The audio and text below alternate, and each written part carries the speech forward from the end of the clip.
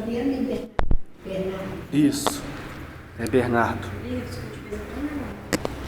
Ah, mas isso, irmão que não briga, não é irmão.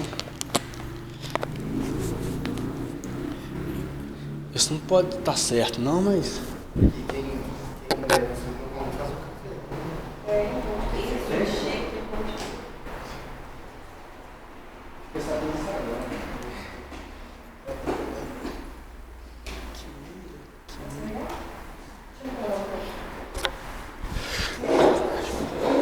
8 horas. Amém, gente? Amém. Vamos começar nosso estudo. Vamos orar? O soldado, consegue fazer as honras, por favor? Amém. Senhor Deus Pai, te agradecemos por esse dia, por esse momento, Senhor, que estamos aqui reunidos para estudar a Tua palavra. O Senhor com sabedoria, o vida que vai me dizer essa palavra, Senhor. O Senhor usa ele para tocar em nossos corações. O Senhor também nos dê sabedoria e entendimento, Pai, para que possamos entender o Teu querer dentro da Tua palavra, Senhor. Possamos fazer a Tua vontade, não a nossa. O Senhor abençoe aqueles que ainda estão por vir e aqueles que não conseguiram ouvir também, Senhor. O Senhor nos dê sabedoria, entendimento e discernimento, Pai. Obrigado por este momento. Em nome de Jesus. Amém. Amém. 1 Coríntios capítulo 14.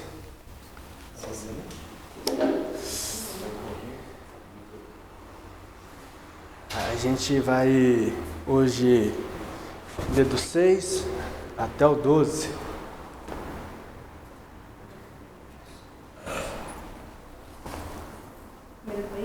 Capítulo 14, do 6 ao 12. Nós iremos continuar o assunto que a gente está conversando ao longo das últimas semanas sobre a questão dos dons espirituais. Nós sabemos que a igreja de Corinto, fazendo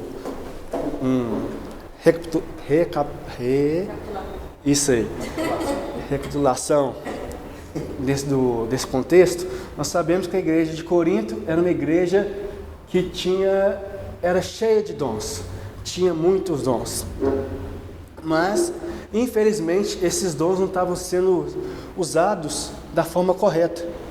Então Paulo vai dedicar 3 capítulos inteiros dessa carta para corrigir essa igreja.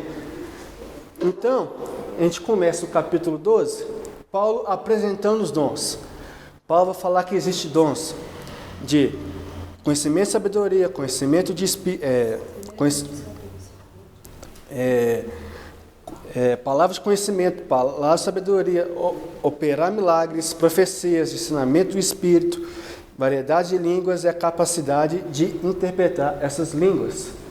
Paulo vai falar que cada pessoa recebe um dom a partir do que Deus quer e que nenhum dom se acha superior, que nenhuma pessoa que tem um dom independente do outro se acha superior ao outro por causa daquele dom ou outro dom. Ele dá o exemplo do corpo humano.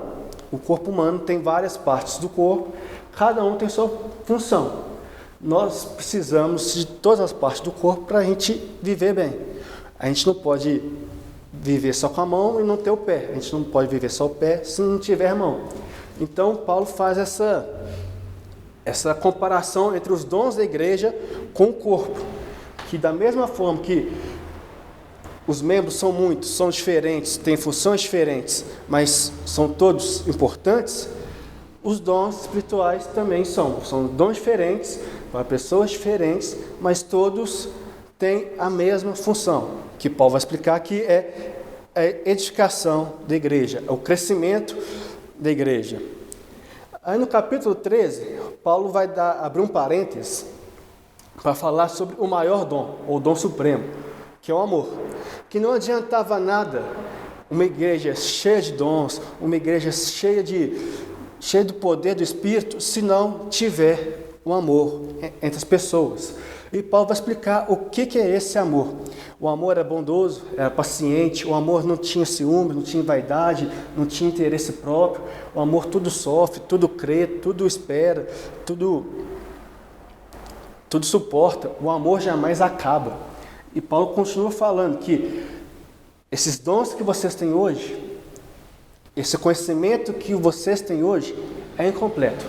Mas chegará um dia que esse incompleto virá completo.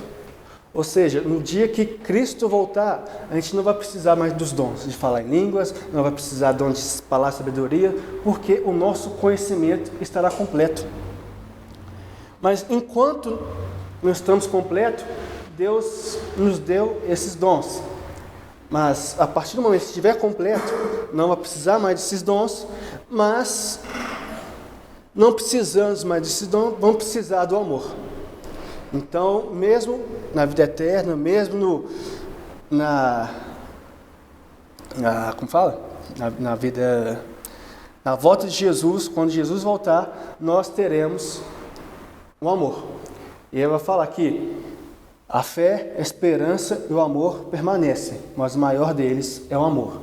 Então Paulo está falando, não adianta nada vocês terem dom se vocês não tiverem amor. Não tiver esse amor, um amor um com o outro, não pensando no seu próprio interesse, não pensando no seu próprio umbigo, mas pensa no outro. Igual Paulo falou que a função dos dons é edificar a igreja, edificar o corpo de Cristo. Agora, no capítulo 14, semana passada a gente viu do 1 até o 5. Paulo, no capítulo 14, ele vai começar a falar sobre, particularmente, 2 dons. Os dons de língua e os dons de profecia.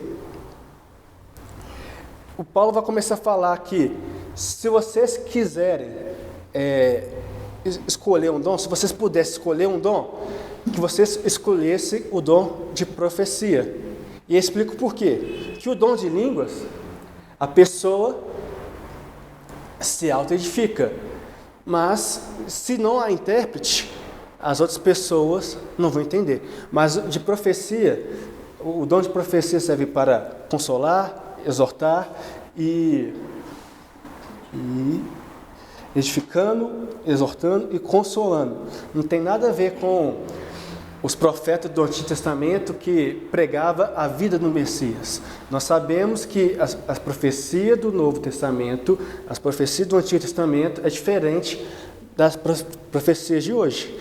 Hoje em dia não tem nada a ver a profecia chegar o culto, eu vou revelar seu CPF, eu vou revelar seu CNPJ, eu vou revelar com quem você vai casar, não tem nada disso. Os profetas que tem hoje é para consolar, edificar e exortar os irmãos. Mas sobre o dom de línguas, semana passada quem estava aqui viu que a gente estudou e há 4 possibilidades sobre interpretação desse dom. Eu vou falar rapidinho cada uma delas. A primeira é a xenolaia, ou seja, somente dons idiomáticos. Tem gente que crê que o dom de línguas é a capacidade dada por Deus das pessoas falar outro idioma que você não é nativo. Exemplo, eu nunca estudei francês, mas aí eu vou para a França, eu vou pregar o evangelho e Deus me deu a capacidade de falar francês. Sendo que eu nunca aprendi, nunca estudei, não sei nada de francês. Assim, português, alemão, francês, inglês, qualquer língua humana. A glossolaia é somente a língua dos anjos. É a famosa língua dos anjos. É a capacidade dada por Deus para que a pessoa fale idiomas inteligíveis. É o famoso... Eu não vou falar a língua dos anjos, porque eu não sei, mas você liga nos cultos e está lá no Xaramalá, com todo respeito, quem acredita dessa forma, mas é basicamente isso. Tem a terceira possibilidade, que é as 2 possibilidades. Tem gente que crê que o dom de línguas é esses dois, tanto idiomáticos e tanto a língua dos anjos.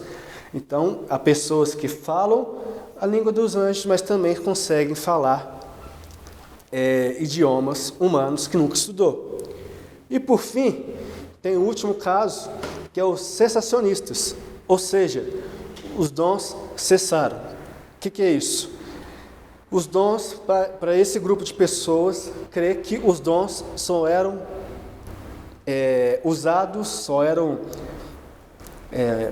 não é usado, só era transmitido somente na era apostólica.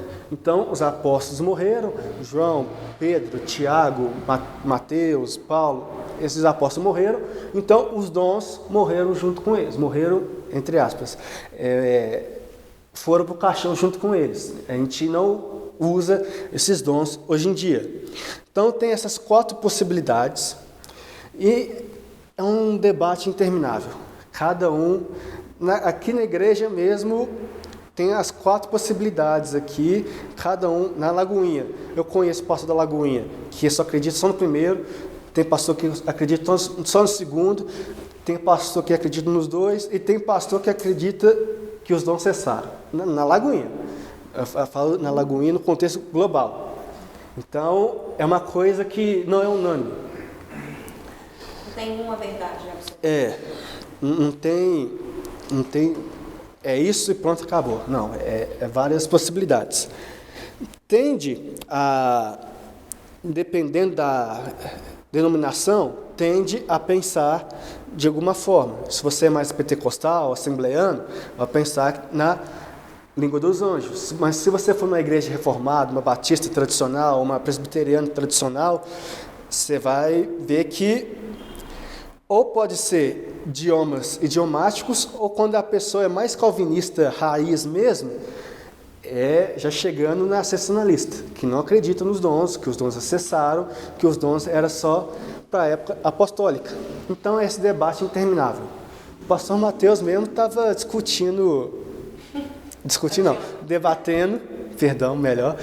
debatendo sobre se os dons cessaram ou não. E ele debateu com o pastor da própria Lagoinha, que lá da sede, o pastor da sede acredita que os dons cessaram e o pastor Mateus acredita que não cessaram. E houve esse debate. E os dois são da mesma igreja, para se ter a dimensão do quão polêmico é a situação. Mas independente de qual forma que você pensa, se é idioma, se é a língua dos anjos, se é os dois, se é nenhum, Paulo vai exortar os irmãos para terem cuidado ao utilizar esse dom. Paulo, a partir do versículo 6, vai começar a falar sobre a inutilidade de usar esse dom de maneira errada. Que uma língua sem interpretação não traz edificação para a igreja. Olha no versículo 6, 1 Coríntios 14, 6. E agora, irmãos, se eu for até aí falando em línguas, que proveito vocês terão se eu não falar por meio de revelação, de conhecimento, de profecia ou de doutrina? Vocês já perceberam algumas igrejas que acho que tinha que mudar a placa de sair de igreja para casa de show, casa de festa, casa de entretenimento? Imagina, você acorda cheio de Espírito Santo. Hoje é domingo, eu vou cultuar o Senhor com meus irmãos, eu vou adorar o Senhor. Você acorda, vou me quebrantar, vou chorar, vou sair edificado.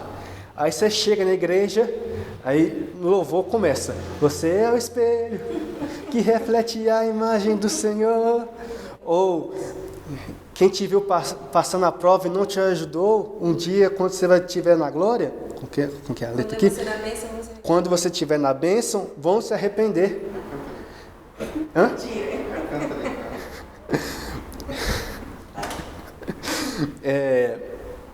Louvores antropocêntricos, louvores que não edificam o culto. Aí depois do louvor tem teatro, tem dança, aí faz um monólogo, tem entrevista, até entrevista com o demônio eu já vi. Ué? Você chega, ei, demônio, quanto tempo você está nesse corpo aí? Sai desse corpo. Não tem isso? Não tem?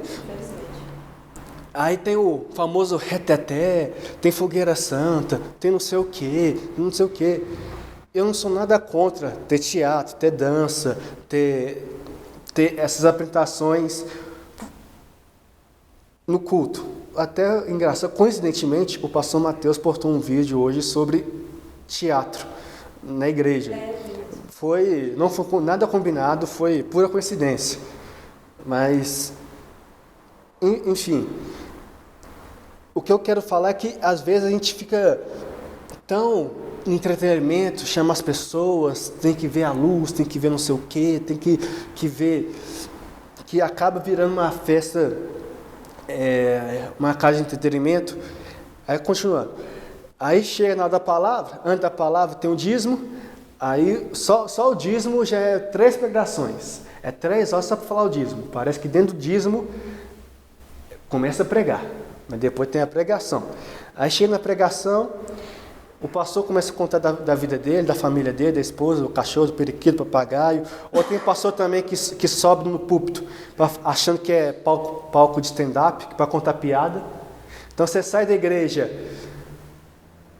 cantando que você é a imagem que você é o espelho, que quem não te viu passando a prova vai se arrepender, que você sabe as fofocas do pastor, o que aconteceu com a esposa, o que aconteceu com os filhos, o que aconteceu na vida dele. Você riu, mas você não saiu edificado. Você não saiu edificado pela palavra de Deus. Já percebeu que tem algumas igrejas que parece que é mais um hospício do que igreja? Acho que em vez de colocar igreja, tem que colocar hospício. Uns trem, você fica, gente, é um pra lá, é gritaria correndo pra lá, é não sei o que, é pirueta, é tudo. É tudo isso, mas não tem a palavra de Deus. E Paulo vai exortar os irmãos. Por acaso, se eu for aí falando em línguas, que aproveito vocês terão se eu não falar por meio de revelação, de conhecimento, de profecia ou de doutrina? O que adianta a gente chegar na igreja, ter todo espetáculo, começar o pastor aqui, começar a falar em línguas, da forma que você quer entender, mas se não for revelação, se não for conhecimento, se não for doutrina, profecia, essas 4 palavras, essas 4 expressões significam a mesma coisa, ensinar a palavra de Deus. Então, quando um culto tem revelação, conhecimento, doutrina e profecia, é a mesma coisa de ensinar a palavra de Deus. É ensinar a palavra de Deus. Só para vocês terem ideia sobre essa questão da língua, até 1960, a Igreja Católica Romana realizava a missa em latim, usava uma Bíblia, a Vulgata Latina, em latim, e só depois do Vaticano II, que foi em meados, se não me engano, em 65, que eles adotaram cada país a sua língua. O Brasil, português, Inglaterra, inglês, enfim. Mas até 1960, 1960 é menos de 100 anos atrás. A pessoa ia na missa e escutava o padre falar em latim. Nossa Deus. Imagina, você sai, você vai ficar olhando para o padre lá, e isso é desde a Idade Média. Isso é desde quando o Império Romano aceitou o cristianismo e assumiu a religião oficial do Império. Do século IV até 1960, as missas eram feitas em latim. Aí a pessoa chegava, não falava latim, só ficava escutando o padre falar. Aí o padre saía edificado, porque sabia latim, sabia da palavra, pregava, mas as pessoas ficavam... Entendi, foi nada. Exatamente.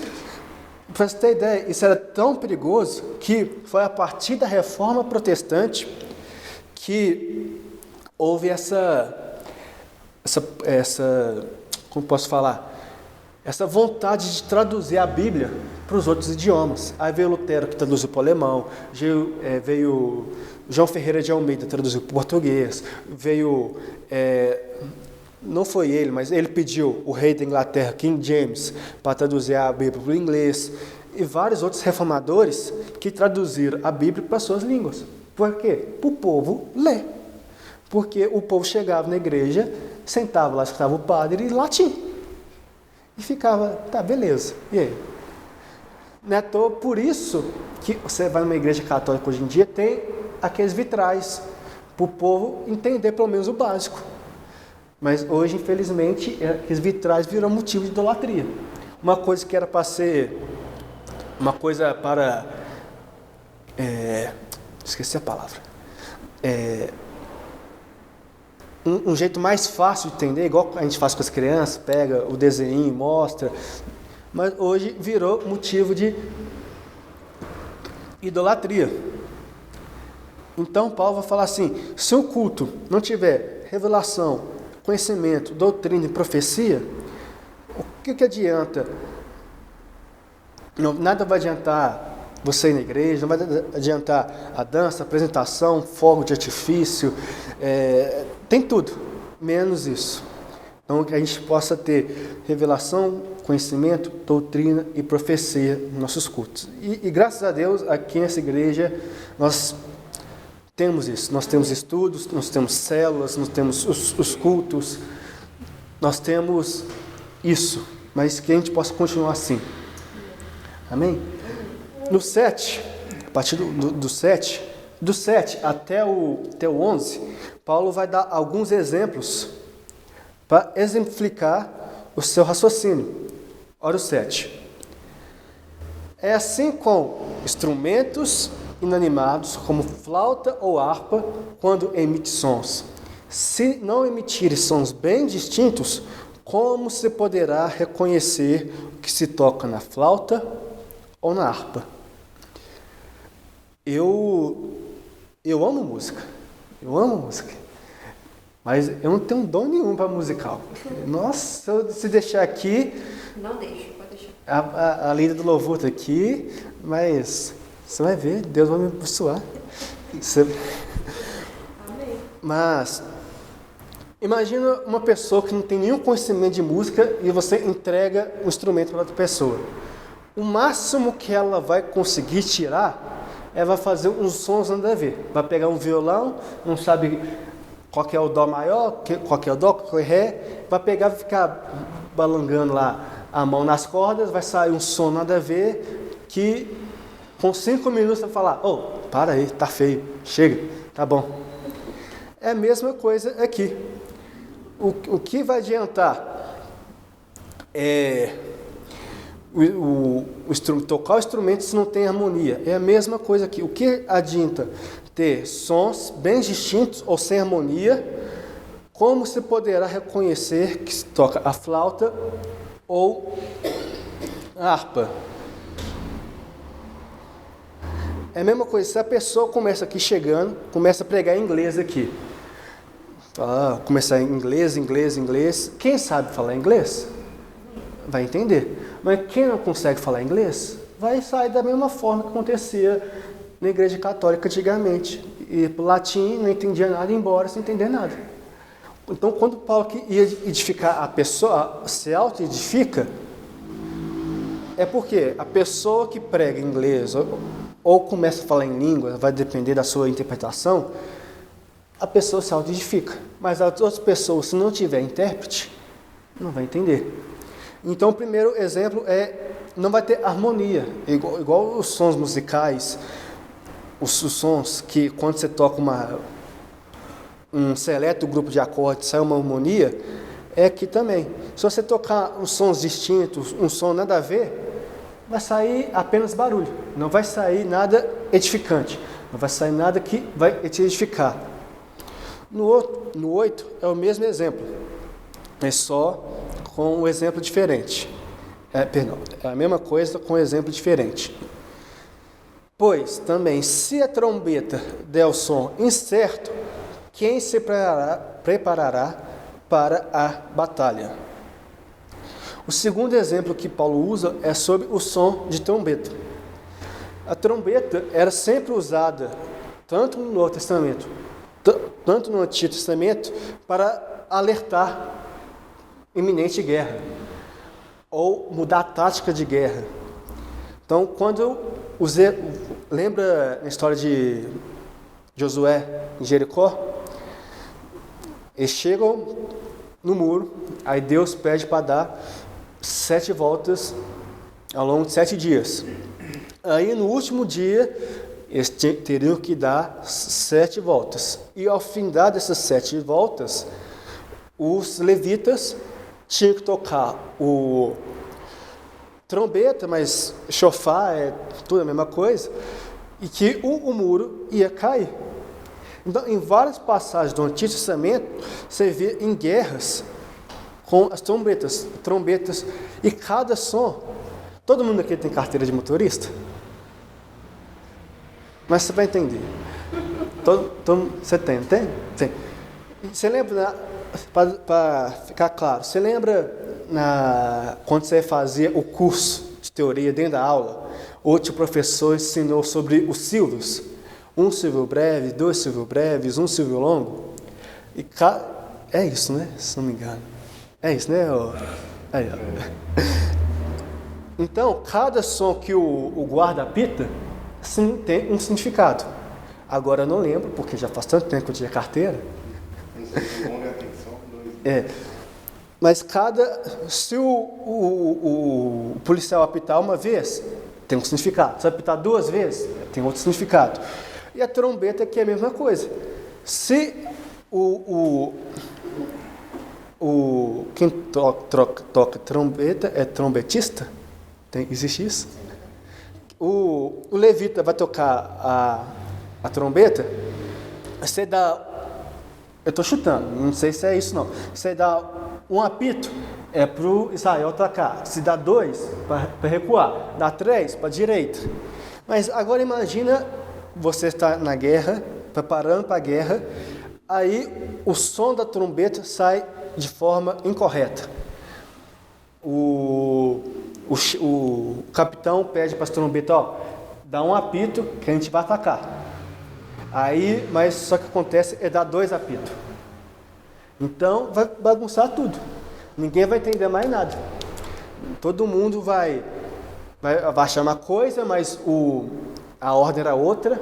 Aí vai ficar essa bagunça. Ataca, não ataca, vai, não vai. E aqui é a mesma coisa. Aqui, quando Paulo vai falar, assim quando a trombeta der um som incerto, quem se preparar à batalha, é o mesmo conceito. Se chegar aqui com um som desconhecido, um som incerto, quem vai preparar para ser edificado? Quem vai ser edificado? Ninguém, porque vai chegar e ninguém vai entender. Vai chegar, um vai entender uma coisa, outro vai entender outra, e não vai sair nada que preste. Agora no 9 e 10, alguma dúvida? Tá tranquilo? E só reforçando que no Novo Testamento, vamos lembrar que a trombeta é um sinal das 7 trombetas de Apocalipse. Tem as 6 trombetas, na última trombeta, cada trombeta era um desastre natural, era uma chamada para arrependimento, se arrependo, e cada hora mostrava uma catástrofe natural, até que na 7ª trombeta era a volta de Cristo. Será a volta de Cristo, né? Que ainda não voltou, mas será a volta de Cristo. Amém. Então, fique esperto no som da trombeta, hein, gente? Não confunda. Agora, no 9, 10 e 11, ele vai dar mais um exemplo sobre isso. 9. Assim também vocês, se com a língua não disser palavras compreensíveis, como se entenderá o que é dito? Porque vocês estarão como que falando ao vento. Imagina você na seguinte situação: você viajou, encontra um estrangeiro que fala japonês, e você vai conversar com ele. Você vai tentar falar com ele, você vai entender nada que ele vai falar, e ele vai entender nada que você vai falar. Aí vocês vão tentar conversar, dialogar, mas não vai sair do 0 a 0. Paulo dá esse exemplo aqui. Vocês estarão como falando ao vento. Ou seja, ninguém vai ser edificado. Não vai ter um rumo, não vai ter uma sequência, não vai ter um sentido da conversa. Porque um fala uma coisa, ele não entende. Ele fala outra coisa, você não entende. Aí fica nesse vai e vem, não entende nada. Estarão falando ao vento, falando por rumo, ninguém entendeu. E aqui é a mesma coisa. O engraçado é que Paulo sempre gosta de falar o mesmo exemplo um monte de vezes, a mesma coisa. É a mesma coisa. Se você chegar a falar em línguas e as pessoas não entenderem, o que adianta? O que vai adiantar? No 10. Há sem dúvida muitos tipos de vozes no mundo e nenhuma delas é sem sentido. Muitos que creem que esse dom é somente idiomático, usa esse versículo para crer na sua possibilidade, que há, sem dúvida, muitos tipos de vozes no mundo, e nenhuma delas é sem sentido, ou seja, nenhuma delas não é entendível. Então, eu até dei uma pesquisada, existem 7.000 línguas no mundo. Então, e todas as línguas têm suas traduções, tem a sua gramática, tem a sua... O que mais que tem em português? Gramática, tem a sua conjunção verbal. Cada língua tem o seu sentido, mas todas delas podem ser compreendidas. Nenhuma delas é sem sentido, mas todas delas podem ser compreendidas se forem estudadas. Mas haja tempo para estudar 7.000 línguas, né? Estudar português, nem para entender tudo no português. Nem português a gente sabe direito, a gente fica falando, comendo palavra, imagina 7.000 línguas. Então, e esse versículo é usado para defender essa possibilidade. Que quem crê no dom de línguas como anjo vai falar, são coisas entendíveis. Mas se Paulo vai falar que existe, sem dúvidas, vários tipos de vozes no mundo e nenhuma delas é sem sentido, então, se nenhuma delas é sem sentido, então a pessoa que fala em língua como a língua dos anjos não está falando nada, porque se todas têm algum sentido, então o que você está falando? Não está falando, desculpa o termo, asneira. Se você... Aí a questão da língua dos anjos, Paulo mesmo fala que ela não é falada a homens, e sim a Deus. Então, a questão que eu creio que Paulo enfatiza essa situação aqui, porque naquele momento ali da igreja de Coríntios, as pessoas queriam falar em línguas com o pensamento de edificar a igreja, mas só que ele explica que não tem nada a ver com a edificação da igreja. E essa questão aqui também que ele coloca o 7, o 8 e o 9, eu creio muito também que seria no caso de hoje, a situação aqui está pregando, para poder ser mais claro com as palavras, que inclusive você está citando aí. Você chegar aí e pregar numa língua totalmente diferente, ou usar, eu até perguntei para o Matheus na quarta-feira, na quarta-feira passada, mas não chegamos ao consenso, ele fez de uma forma, mas eu creio até nessa situação, que tipo assim, a pessoa que estiver pregando aí, ela usar uma palavra, algumas palavras que as pessoas que estão aqui no culto não a entendem, entendeu? Ele não está edificando as pessoas, ele está edificando a si próprio. Se você for pegar uma pessoa, começa a usar alguns verbos, alguns adjetivos, tipo assim, nem todos nós vamos entender, entendeu? Se torna alguma coisa que tipo não está edificando a igreja, assim, entendeu? O conjunto todo que está aqui presente, mas sim a ele mesmo. Eu creio que essa questão aí que igualzinho você citou, no 9, no 8, Da trombeta. da trombeta, fica bem clara essa situação, porque você se explicou. Se o cara que está tocando a trombeta ali naquele momento ele usar algum som errado, ou ele pode, o comandante está pedindo para ele recuar, aquele sinal ali vai cair para quem está na guerra, avançar, levar, vir matar aquelas pessoas. Então eu creio também na questão da palavra. Entendeu? Se a pessoa que está pregando a palavra, que está instruindo a palavra às pessoas que estão aqui, se ela não souber explicar diretamente através do Espírito Santo, é claro, então vai soar para as pessoas de uma forma diferente do que a palavra está querendo passar. Entendeu?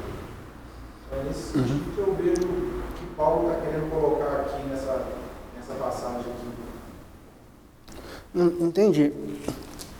O que eu queria explicar é que... Então pode passar também um lado pessoal, né? Entendeu? Um lado pessoal. Complicado. E o que Paulo quis falar para aquela igreja, e acho que serve para a igreja de hoje em dia, igreja brasileira, nós sabemos que a igreja brasileira foi muito influenciada pelo pentecostalismo. Assembleia, você pode ver que existe uma assembleia praticamente por esquina, porque veio muito forte, e glória a Deus por isso. Então, não sei se chega a ser doutrina, mas um dos dizeres, quando você é batizado do Espírito Santo, é você falar em línguas. E eu creio, eu vejo que a igreja brasileira, em geral, dá muito valor a esse dom também. A pessoa que não consegue falar em línguas vai se achar mesmo inferior, vai se achar inferior à pessoa que sabe, porque não consegue falar em línguas. Aí vai falar, será que de fato eu sou batizado pelo Espírito Santo? Eu mesmo já fui uma dessas. Eu vejo todo mundo falando em línguas, eu nunca consegui falar. Aí eu fiquei, será mesmo que eu sou crente de verdade? Será que eu estou aqui de gaiata, como intruso? E o dom de línguas ele não é uma prova, né? Mas só um versículo aqui, como você foi lido, que muitas vezes nem todos falam línguas. Justamente. Então, quer dizer, isso a pessoa não pode se sentir inferior, porque nem todos curam. Então, as pessoas que estão falando línguas se não curar, então vai se sentir inferior. A gente não pode. Mas algumas igrejas incentivam a você. Chega, quem não consegue falar línguas, vem aqui na frente, vão orar, começa, fala. Até aí vai para emoção, ou é batizado mesmo pelo dom de línguas, aí é experiência de cada um, é intuição de cada um. Mas que, de fato, tem muita gente que força para você falar a língua. E igual eu falei, que parece que quem não fala em língua é menos espiritual que as outras pessoas. E igual você falou, que o próprio Paulo fala assim, quer ver? Ele fala...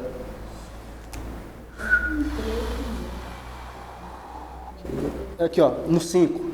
Eu quero que vocês todos falem em línguas, mas muito mais que profetizem. Não é nesse, pera. Você fala de qual contexto? Não, que o próprio Paulo vai falar que nem todo mundo fala em língua. Peraí.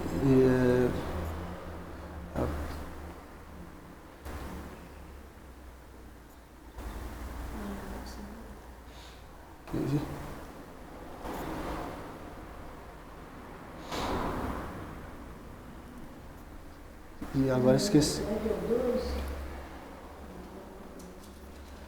Alguém consegue olhar aí para...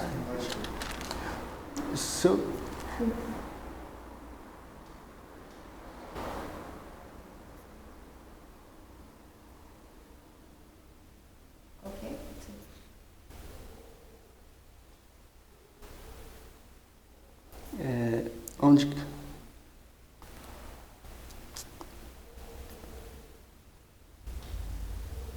Peraí. Gente.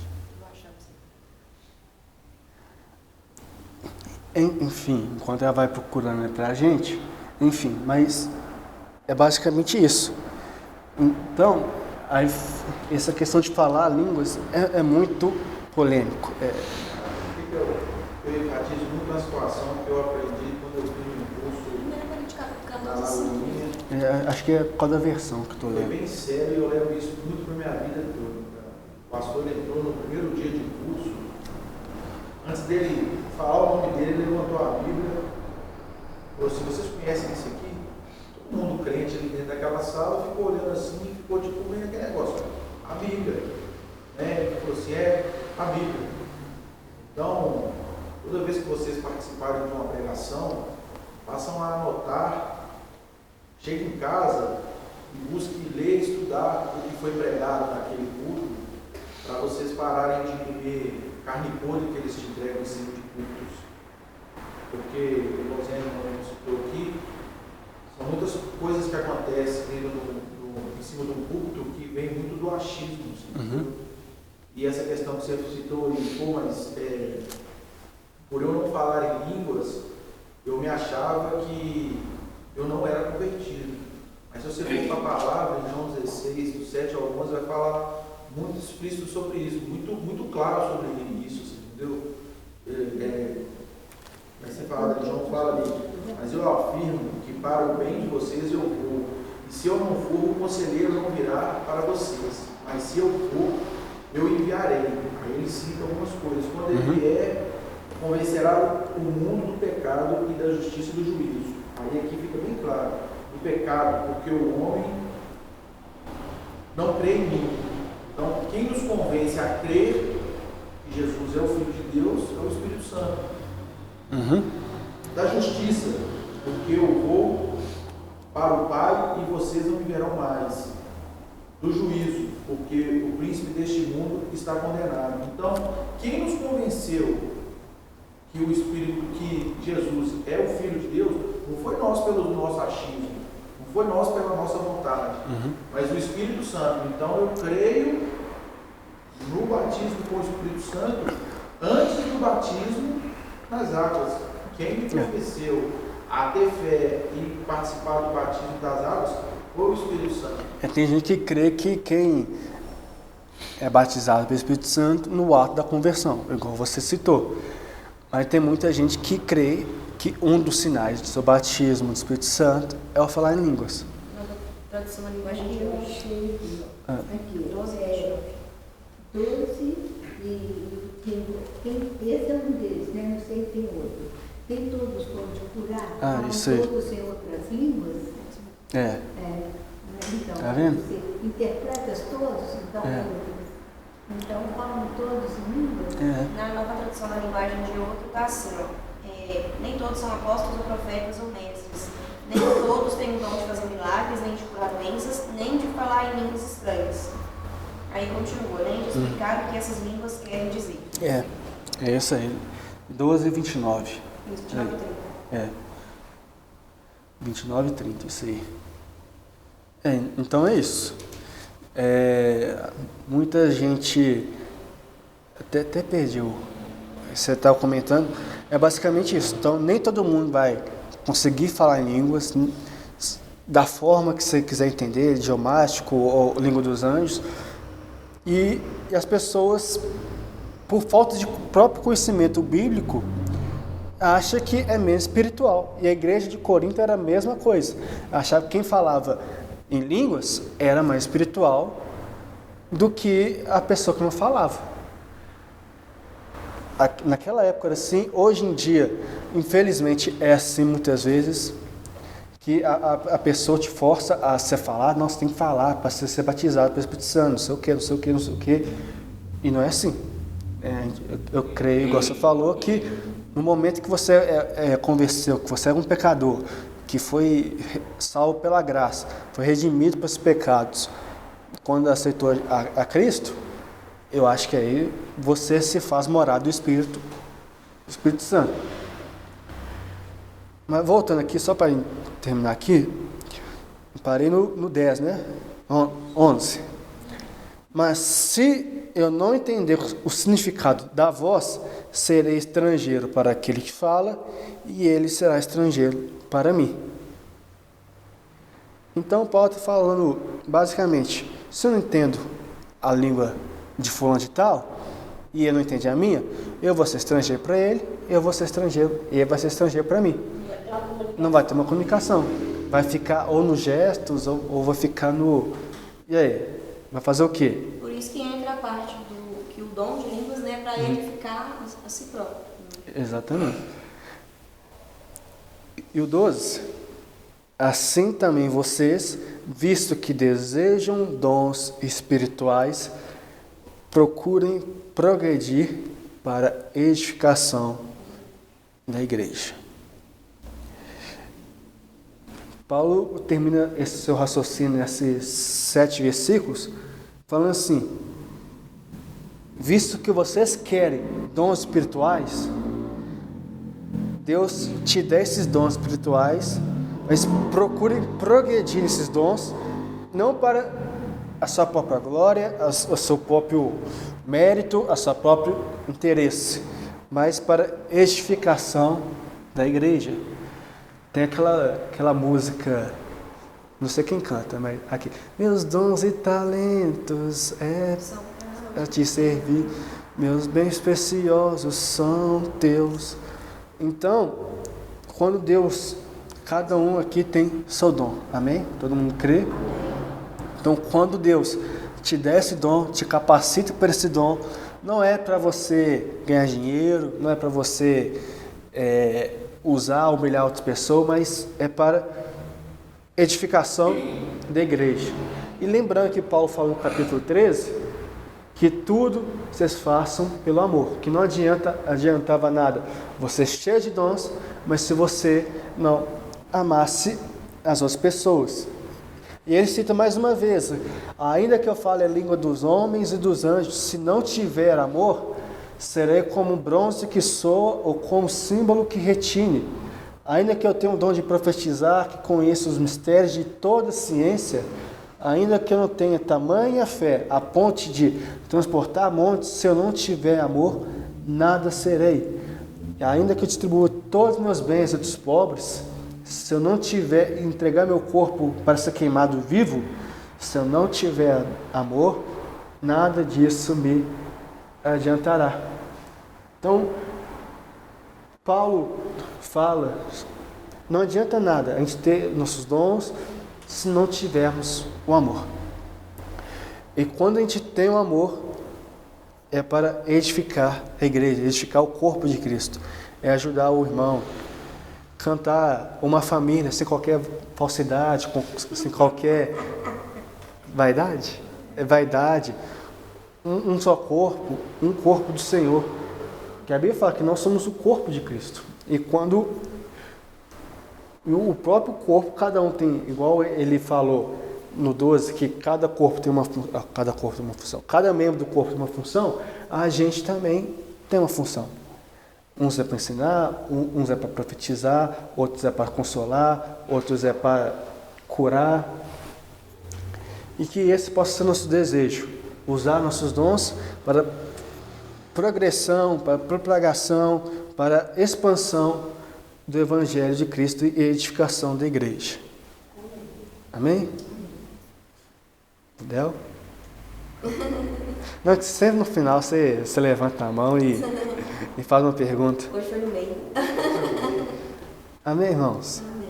Alguma dúvida? Não, mas isso é interessante mesmo, cara. Mas quando você falou, nós não temos que aprender a quantidade de línguas que você falou.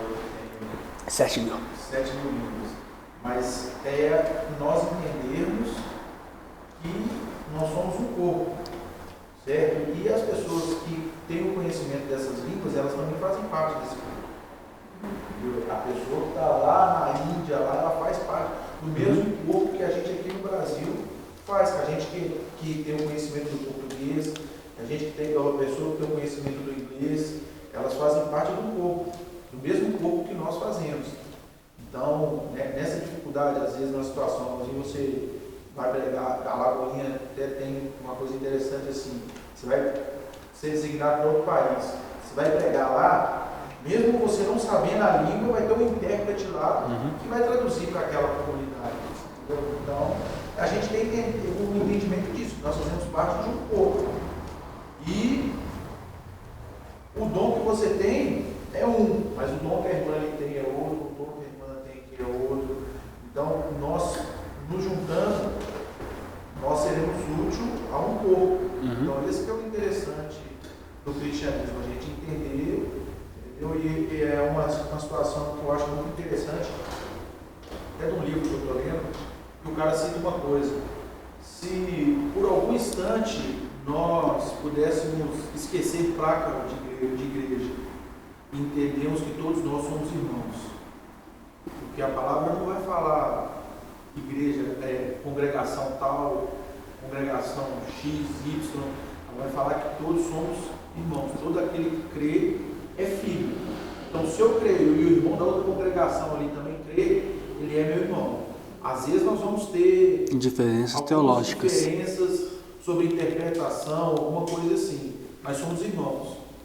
E se por algum momento nós esquecermos placa de igreja e entendermos que verdadeiramente somos irmãos, como seria? Porque quando a gente chegar lá no céu, vai ter dessa de, eu era o bom porque eu era da congregação Y. O irmão ali está entrando ali, mas ele era da congregação X. Lá o negócio era... Só que a gente não sabe o que Deus revelou o coração daquela pessoa para que ela está fazendo.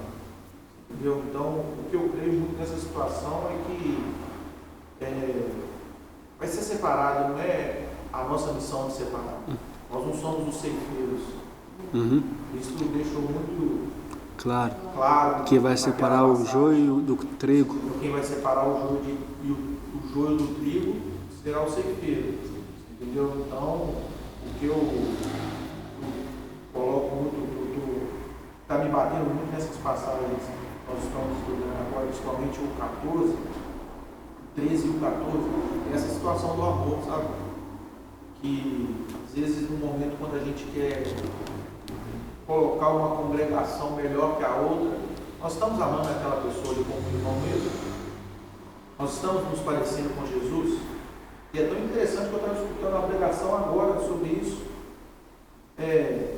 Naquela época, quem recebia o primeiro pedaço do alimento numa ceia era quem era muito querido pelaquela pessoa que estava entregando a ceia. E Judas recebeu o pão o primeiro. E Jesus já sabia que ele iria trair. Entendeu? E nós? Quando nós já sabemos que o irmão está errado, nós estamos considerando ele e amando ele de verdade? Nós estamos enxergando ele e amando ele como Jesus nos amou? Então, isso que é uma está de perceber, né? Mas aí que está a questão. Jesus pede para a gente orar para eles. Tem que orar. Você entendeu? Jesus não pede para a gente poder ir lá e perseguir também. Perseguir também, você entendeu? O amor fala tudo, né? Ele é incondicional. Ele é incondicional. Então, por isso que eu até no estudo de Coríntios 13, eu até citei muito isso com Pedro. Eu lembro. É Jesus, é Jesus. Aquelas palavras que estão sendo citadas ali por Paulo, é Jesus, cara. Paulo, para mim, ele mudou, só trocou a palavra amor pelo nome Jesus. E talvez a gente também não tenha nem assim, a dimensão do entendimento disso. Eu acho que a gente não tem. Eu acho que a gente não tem. Você Se entendeu? a gente seria mais tem que empático, a aprender. gente amaria mais. Mas tem que aprender. aí Colocaria mais o X da questão. Nós não vamos conseguir isso mesmo, mas nós vamos a cada dia aprendendo, você entendeu? Não tem um versículo que fala, nós seremos como a luz da aurora que vai brilhando, brilhando até ser luz intermitente. E a gente está no processo de santificação. Você entendeu? Mas só que se a gente conseguir algo, se você for ver, tem algo naquele versículo que você... Nós somos filhos de pecadores, pecadores e filhos de pecadores. Antes da sua conversão, tem passagens ali que Paulo fala sobre a questão do amor que você não fazia. Aí hoje você já olha e fala assim, não, hoje eu já consigo resistir isso aqui. Isso. Hoje eu já consigo, Amadurecimento, né? você entendeu? A não revidar quando alguém me ofende.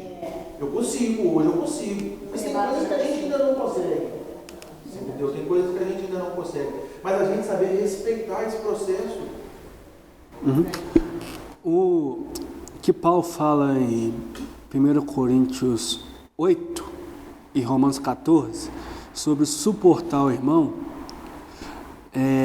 quando Paulo vai falar sobre comer carnes sacrificadas a ídolos, é a gente de fato se colocar no lugar de outro.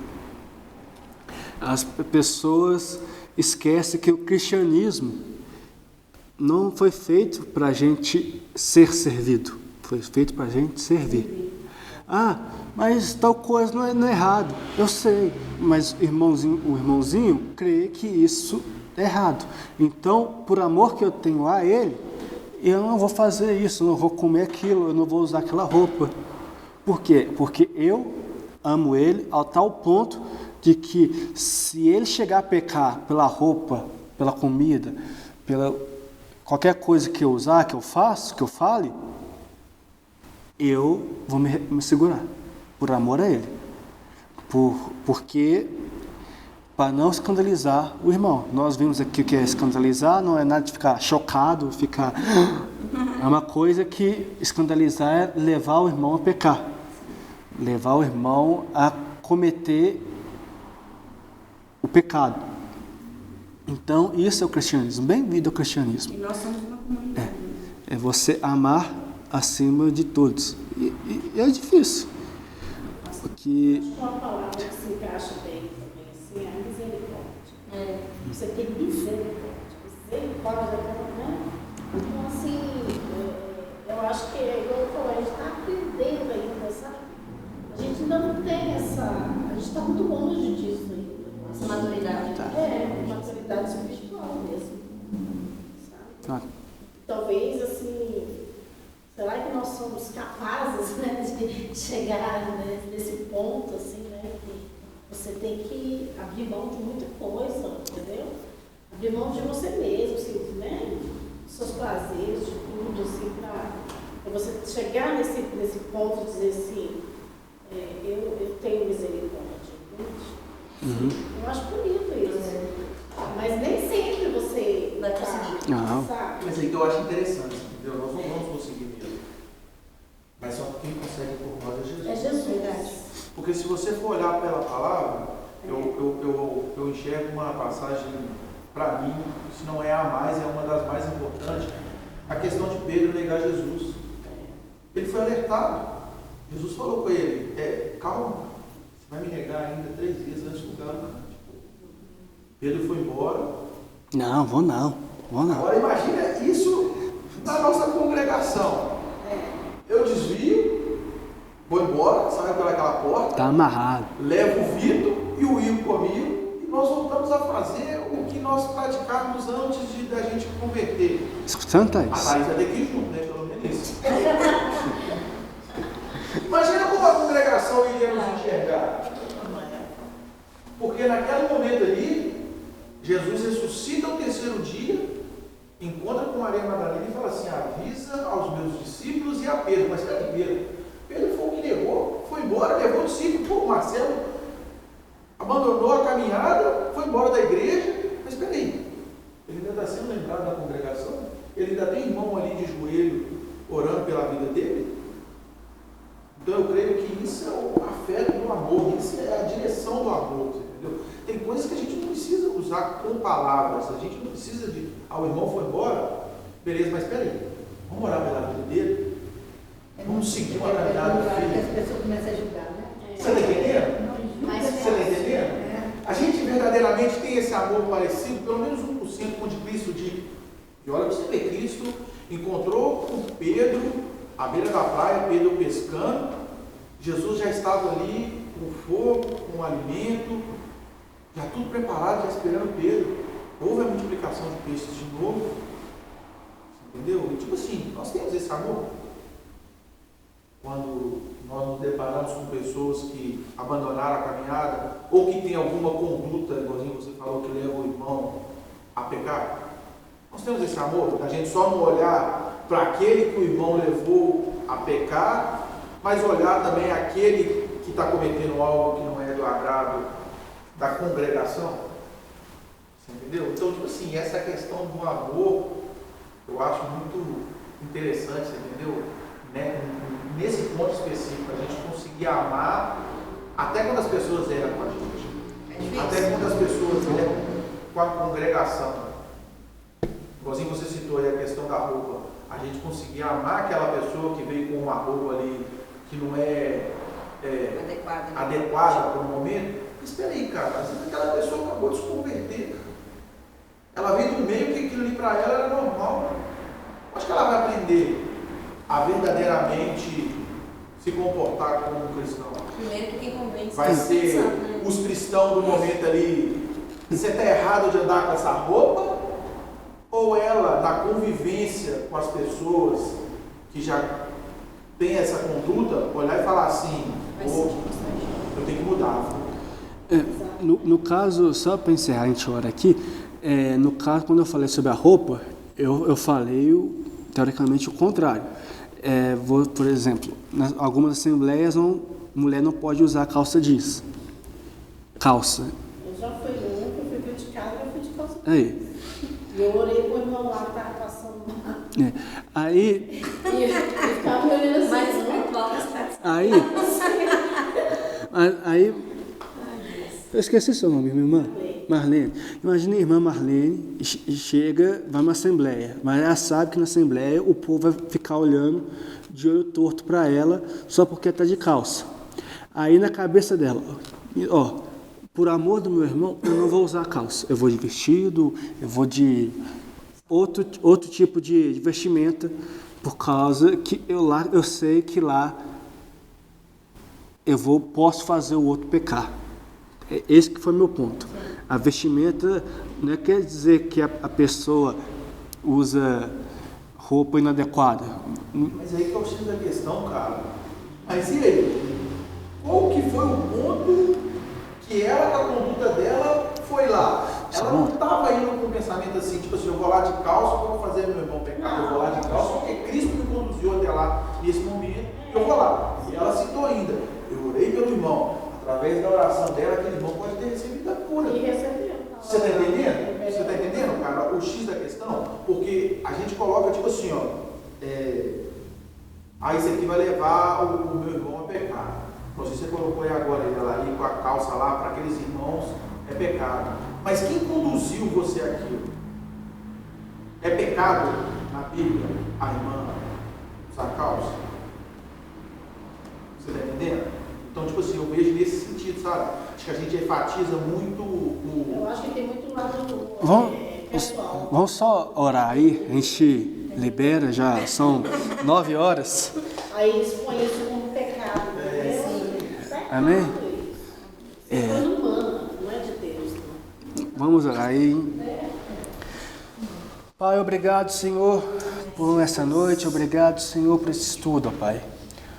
Pai, que nós possamos, de fato, Senhor, usar nossos dons para glorificar o Teu nome, Pai. Cremos que o Senhor nos deu os dons, nos deu os talentos, que é para Te servir, é para servir meu irmão, para servir minha irmã. Que em nome de Jesus, Pai, que não tenha vaidade, não tenha orgulho, não tenha desprezo em relação ao dom ao outro. Que a gente possa ser contentes, Pai, em Te servir com o dom que o Senhor nos deu, Pai. Abençoe a volta de casa de cada um, que abençoe a chegar de casa, que seja tranquilo, seja sem nenhum mal, livre todo acidente, todo assalto, todo que o inimigo tentar nos cubra com o Teu sangue, Pai. Nós cremos que o Senhor é bom. Abençoe esse resto de semana, nossa igreja, nossos pastores, nossa liderança, nossos membros. Que em nome de Jesus, que essa igreja possa ser uma igreja fiel à Tua palavra, fiel e com fome seja da Tua palavra. Em nome de Jesus, amém. Amém. Glória a Deus. Vamos trabalhar? A foto. Trabalhar aí, ó. Olha o bazar. Trabalhar, meu filho. Tem um monte de prateleira para descer, cadeira para subir. Vai tirar foto?